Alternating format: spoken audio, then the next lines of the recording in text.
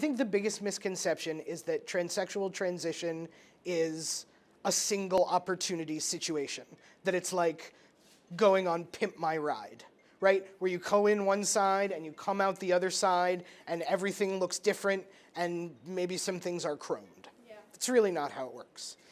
It's really like an idiosyncratic, inconsistent process that every single person undertakes differently that has no fixed endpoint, right?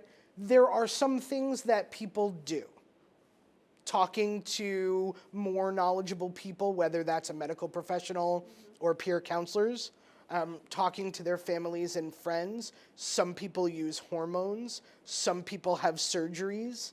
Not everyone has all the medical interventions that are available for a whole variety of reasons. And it doesn't make you more trans or less trans if you haven't done all of the medical things, or if you never intend to do all the medical things.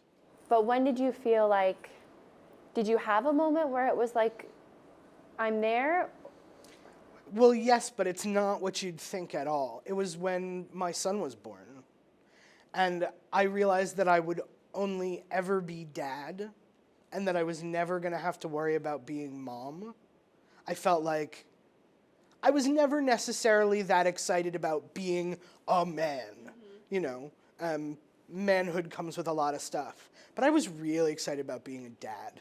I don't want to use the name of the person that is being interviewed because I feel at this point like we don't know what it is.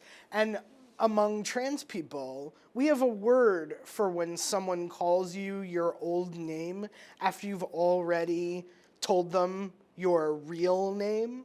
We call it dead naming for two reasons. One, because that name is dead, and two, because for some people, it kind of makes you die a little inside. Every time someone pushes you back to that. Well, think about it. If you're a trans person and you are understanding yourself, right? The first thing you can do is rename yourself.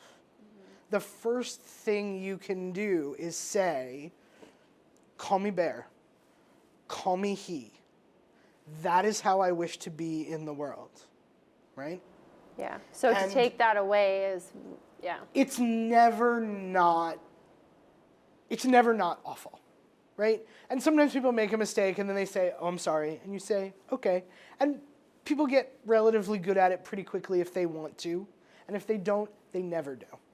And if they really don't, and this is what I tell corporate clients when I do training for them around trans issues and how to sort of recognize what's not okay behavior in the workplace, is that occasionally you will have someone who will aggressively and continually use the wrong name and the wrong pronoun for a trans person, and that's not even microaggression anymore. We're well into macroaggression at that point. And so when we're talking about tonight's interview subject, I'm very aware of the fact that by 9 p.m. Eastern or 10 p.m. Eastern, this person may already have said, this is the name I want you to use for me, these are the pronouns I want you to use for me, and as a fellow trans person, I really want to respect that.